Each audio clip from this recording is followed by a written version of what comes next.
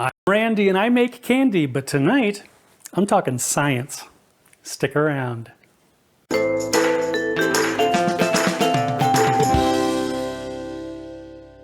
Greetings, my confectionery compadres, and welcome to Randy Makes Candy, where I help you make tasty treats that people love to eat.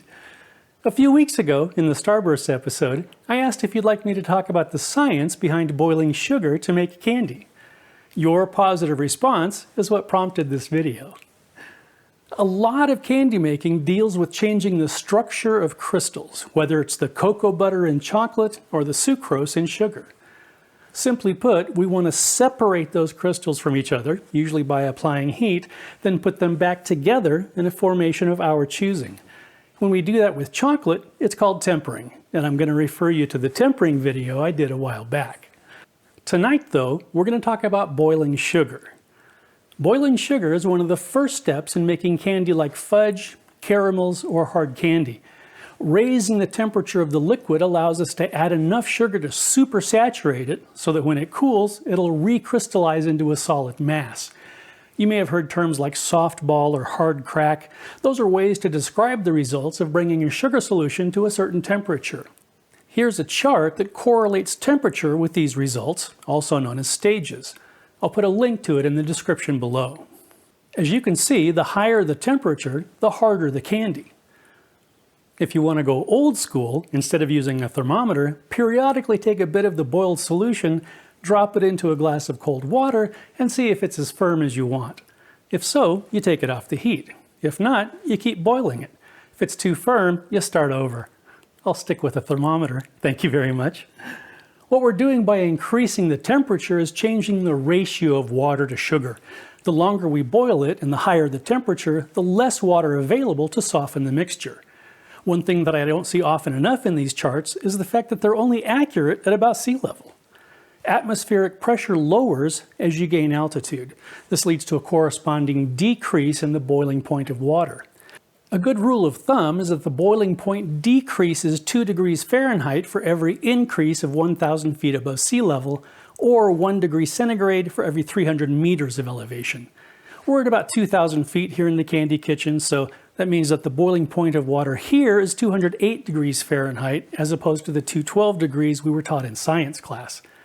As a result, if a recipe calls for the temperature of a mixture to be brought up to 248 degrees Fahrenheit, I would only bring it to 244. Think of it this way. If you're at altitude and your water starts boiling below the temperature you expect, then by the time you reach the temperature in the recipe, your mixture has been boiling longer than it should have. You'll have boiled out more water than expected, and you're not going to get the results you want. Of course, this all assumes you have an accurate thermometer. The best way to check this is to boil some water, and as it's boiling, put your thermometer in and check the results. If the thermometer reads 212 degrees Fahrenheit, you're good. Just follow the temperatures in your recipes. If it's lower than 212, or higher, for those of you compadres who live in Death Valley, adjust accordingly. Now that we've dissolved the crystals and gotten the ratio of sugar to water exactly where we want it, what next? Next is controlling the reformation of crystals. If you've been a compadre for a while, you've seen me put a lid on my saucepan for a bit, right after the mixture comes to a boil. That's because the process of adding and mixing ingredients may leave some sugar crystals stuck to the side of the pan. If those join the party at the wrong time, they could start a chain reaction and create crystal formations that we don't want. Putting the lid on a pan of boiling liquid traps the steam inside, washing any stray crystals down so they can be melted before they do any harm. You can also use a wet pastry brush to wash down the sides of the pan. I just find the lid method to be a little easier. Once your sugar solution has reached the proper temperature, it needs to cool. As it cools, the sugar starts to recrystallize. If you just leave it out to cool slowly, you'll end up with very large crystals like rock candy. If you're making rock candy, that's perfect. If you were going for fudge, not so much. You want your fudge to be smooth and creamy, which means you want very small crystals. One way to do this is to wait until the fudge is cooled to about 110 degrees Fahrenheit, then start stirring it. Crystals will begin to form, but the agitation will prevent them from combining so they don't get a chance to form large crystals. My preferred method is to add an invert sugar like corn syrup. The fructose and glucose molecules in the invert sugar combine with the sucrose molecules in the granulated sugar in an unorganized fashion that prevents the formation of large crystals. Another option is to add an acid, like lemon juice or cream of tartar. The acid converts some of the granulated sugar into invert sugar with the same result as adding corn syrup, small crystals for a more pleasing texture. Can you make candy without knowing what's going on behind the curtain? Absolutely. But if you're like me, you want to know how things work. Hopefully, I've satisfied your curiosity. If I've left anything out though, please let me know in the comment section and I'll do my best to answer any questions you still have.